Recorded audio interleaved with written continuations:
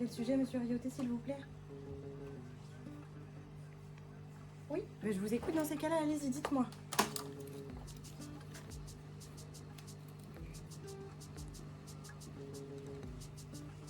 Il mange?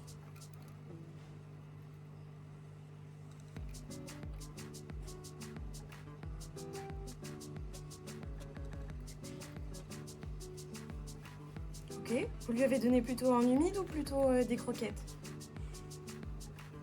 Ok, il a bien pris ses médicaments? Ok. Eh bien écoutez, c'est parfait.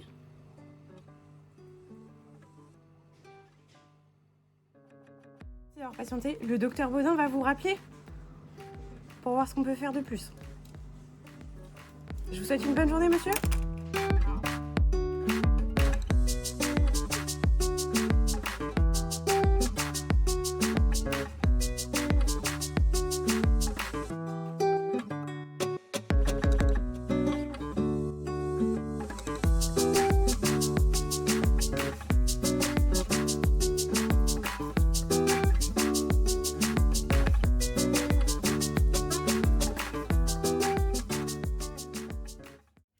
Alors, Univers, montre-moi comment ça va.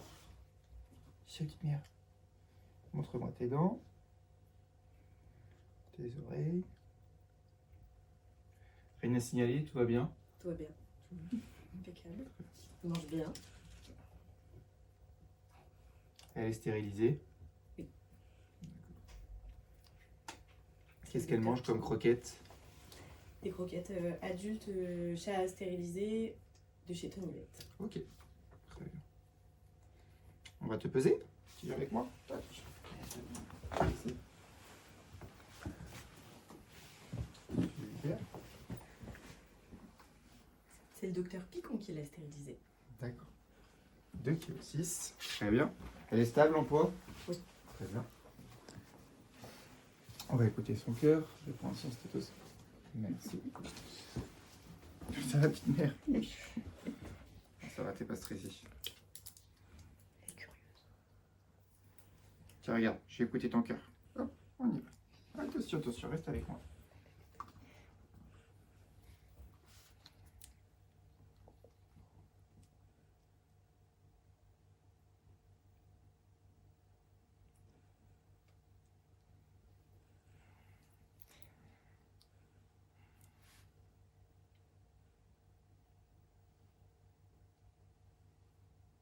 Elle est tellement stressée qu'elle ronronne. Vous avez filmé bien. Ok, tout va bien. Où en est-elle au niveau antiparasitaire, vermifuge, antipuce, antitique? Je vais faire ça la semaine prochaine. Ok. Alors pour rappel, on recommande de faire les vermifuges entre tous les 3 à 6 mois. Alors plutôt 6 mois si elle ne sort pas, et plutôt 3 mois sinon. Et antipuce, antitique, voilà, c'est pareil. C'est selon son mode de vie. Si elle sort beaucoup, c'est à faire tout le temps, donc quasiment tous les mois ou tous les 3 mois selon le médicament. Et si elle est à la maison, on peut le faire de façon plus espacée. Donc a priori, elle a moins de risque d'attraper des puces, mais bon, nous, des fois, on en ramène, donc il vaut mieux le faire quand même de temps en temps. Hop, bon, bah, très bien, on va faire son vaccin. Hop, on va te donner une petite friandise, mais... Ça va m'aider. Ouais, justement, on va essayer de te détendre un petit peu. Ouais, ça t'intéresse, ça. Hein. Tiens, tiens, tiens. Non, c'est là, c'est là. Ta maîtresse, elle préfère ça dans ça. Ouais. Tiens, attends, je vais te la couper. Tiens. Mais donc, il n'est pas très tout de suite, tiens.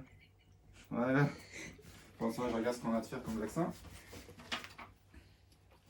Donc, cette fois-ci, on a ça. Très bien.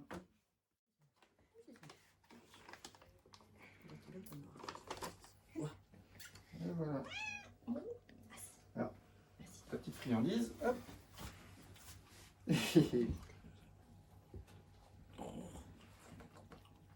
Oh oui, c'est compliqué de venir chez le vétérinaire. Hein. Attention, je te fais une toute petite. Voilà. Allez, petite anguille, reste avec moi. Hop, voilà. Et voilà. C'est fini. C'est tout, ma mère. C'est fini. Je vais en donner une autre si tu veux. Elle a trouvé. Voilà. Toujours faim. Et donc, j'ai tout à remplir le carnet. Nous sommes donc le 22, 11, 23.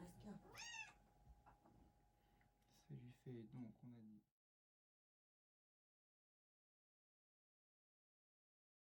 Bonjour. Bonjour. On va commencer par l'interview du coup.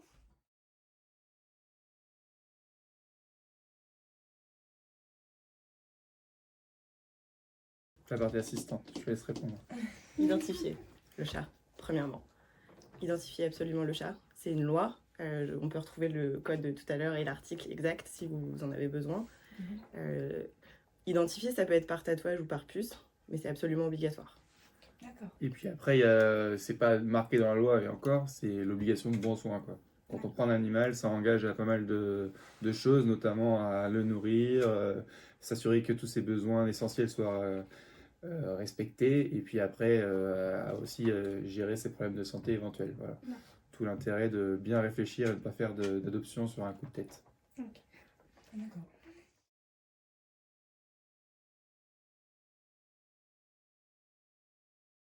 Dangereux sans aller dans les... bon, voilà. Globalement, il y a des médicaments qu'il faut faire attention. C'est vrai que c'est une problématique où certains propriétaires font des fois ce qu'on appelle de l'automédication. Donc, par exemple, un Doliprane chez un chat, c'est très toxique. Voilà. Donc, il faut faire attention. La pareil, pilule. La pilule, Chez la un chat, pilule. c'est hyper toxique. Voilà. C'est non. Ça peut La faire pilule du lendemain, c'est non. Il y a pas mal de choses comme ça d'un point de vue médical. Et puis après, il y a des aliments qui sont plus ou moins toxiques. Il y en a toute une liste qui est consultable assez facilement sur Internet. Que ça aille des produits pour les rats, des légumes qui peuvent être toxiques. Donc tout ce qui est oignon, c'est pas terrible. Puis après, pareil, le chocolat pour les animaux domestiques, c'est quelque chose à proscrire. Voilà. Il y en a une liste assez longue.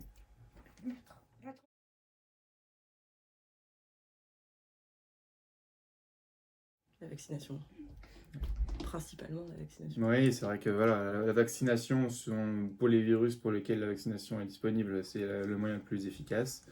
Après, c'est comme pour nous, selon les virus, c'est leur mode de transmission, c'est d'éviter de mettre en contact des animaux qui sont contaminés, c'est éviter de les faire sortir dans des endroits qui sont plus à risque, choses comme ça, quoi. Donc c'est tout ce qui est préventif après derrière.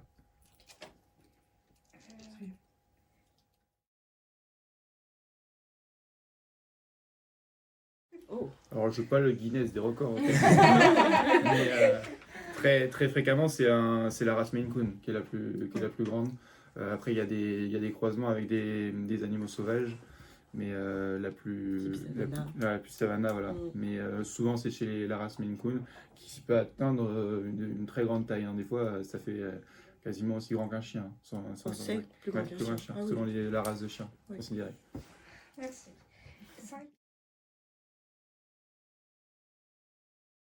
Les risques, vraiment, les risques. Moi, je vais faire Oui, alors après, on considère toujours que les chats, là? Oui. Ouais, ok. Sur les risques, ce qu'on explique toujours aux gens, c'est... alors, sur la femelle, il y en a très peu. Le principal, c'est la prise de poids. Faire attention parce que les hormones sexuelles sont responsables d'une bonne partie du métabolisme, enfin d'une partie non négligeable du métabolisme. Et donc, quand on les enlève, s'ils mangent la même quantité et la même quantité d'aliments, ils ont tendance à grossir. Donc après, avec toutes les maladies liées à l'obésité. Il peut arriver aussi, même si c'est plus rare chez la chatte, d'avoir des problèmes d'incontinence à cause d'un souci lié au fonctionnement des nerfs, etc. dans la région. Et enfin, après, c'est les risques liés à l'opération elle-même. On fait quand même une plaie, on fait quand même une risque anesthésique, il y a quand même des risques infectieux. Voilà. Mais globalement, la balance bénéfice-risque est largement en faveur de la stérilisation chez le chat à cause de la surpopulation et justement du coup des risques notamment liés au virus.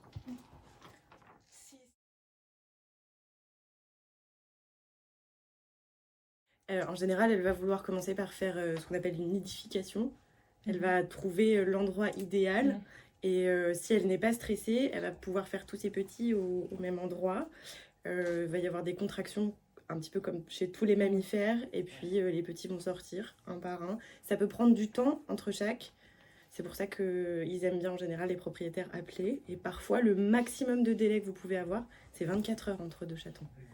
Dans ces cas-là, elle va souvent changer d'endroit si elle fait ça. Ce qui fait que vous pouvez vous retrouver avec des chatons dans un pot de fleurs et dans l'armoire. Et puis, faut bien regarder. C'est déjà arrivé.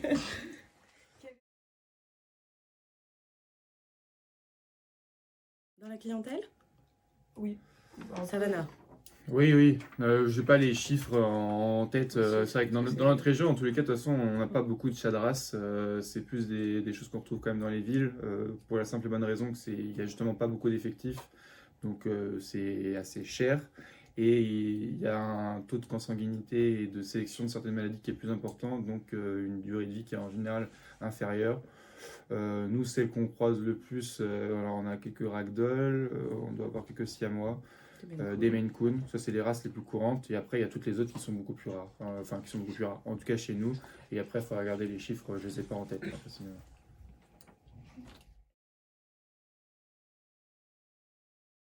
Alors, c'est légal, mais il n'est plus errant. Enfin, il n'est plus errant, c'est-à-dire qu'à partir du moment où on commence à le nourrir, l'animal, on est considéré comme le détenteur de l'animal. Donc si jamais il y a un souci, etc., normalement il faut en assumer la responsabilité. Alors c'est souvent un gros dilemme pour les gens et puis même d'un point de vue éthique pour tout le monde, c'est qu'en nourrissant les chats errants, on favorise du coup leur survie et forcément aussi leur fonction de reproduction et donc le fait que ça pullule. Et le problème c'est que les chats peuvent revenir en chaleur tous les 15 jours, faire un nombre de portées très conséquent par an et donc la population des chats augmente de façon exponentielle avec tous les risques que ça a sanitairement pour eux, que ça a pour la biodiversité, parce que c'est des très grands chasseurs, et que ça a aussi pour les dégâts matériels, que ce soit éventration de poubelles, dégâts dans les jardins, choses comme ça. Donc c'est pour ça que nous, on milite tant pour eux que pour le reste de l'écosystème à la stérilisation, pour essayer de limiter un petit peu, parce que de toute façon, ça fera apparaître des maladies et ce sera mauvais pour eux à terme. J'ai on a une petite image sympa au montage pour illustrer un petit peu le nombre de portées qu'il peut y avoir juste en 4 ans. Vous retrouvez à plus de 20 000 chats. Oh, voilà. D'accord. On part qu'avec 2, hein, un mâle et une femelle. D'accord.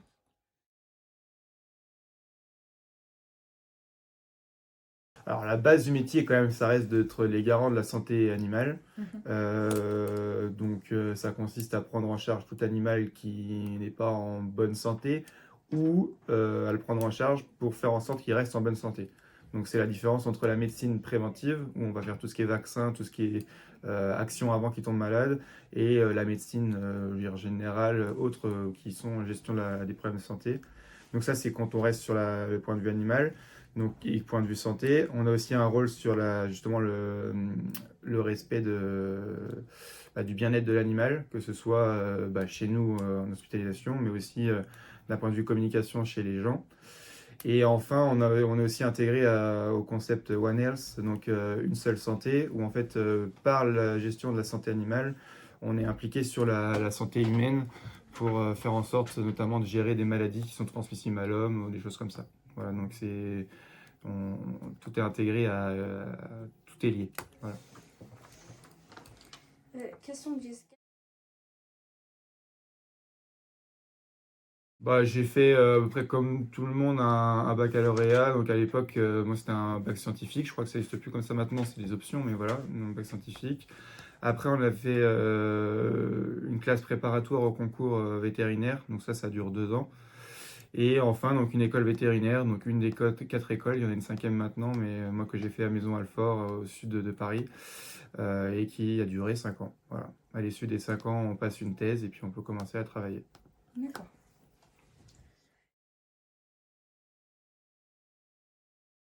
La difficulté, elles sont nombreuses en soi. D'un point de vue structurel, c'est le fait que nous soyons garants de la bonne santé des animaux de tout temps, donc 7 jours sur 7, 24 heures sur 24. Donc on ne peut pas se permettre de dire j'arrive au travail à 8 heures et je m'en vais à 18 heures et puis tout le reste du temps on s'en fout. Alors bon, dans la pratique, on a des collègues pour nous aider, mais voilà, il faut considérer que c'est quand même quelque chose de chaque instant. Donc ça c'est la point de vue comment charge de travail. Ensuite, on est dans une profession de santé, donc il peut y avoir il faut gérer les moments qui se passent bien, donc ça c'est facile. Puis les moments qui sont plus compliqués, notamment tout ce qui est gestion de fin de vie, etc. Le rapport à la fin de vie qui n'est pas forcément évident.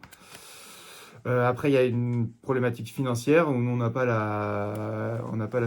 l'assurance maladie. Donc, faut essayer de faire en sorte de trouver le meilleur compromis entre la santé de l'animal et les moyens des gens pour prendre en charge la santé de leurs animaux.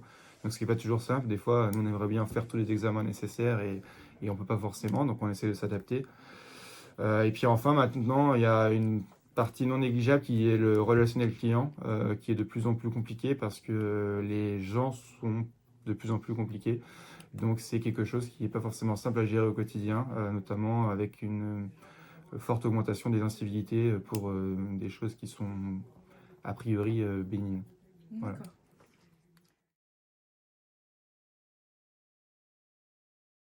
Alors, j'ai regardé tout à l'heure, du coup, on est à peu près à 900 clients par mois. 900 clients par mois, tout confondu. Alors, moi, je parle de clients humains, donc après, plus ou moins d'animaux à chaque fois. Hein. Mais 900 clients, que ce soit pour les chiens-chats, les bovins ou les équidés. D'accord. On vous remercie beaucoup pour ces questions. De rien, avec plaisir. Et...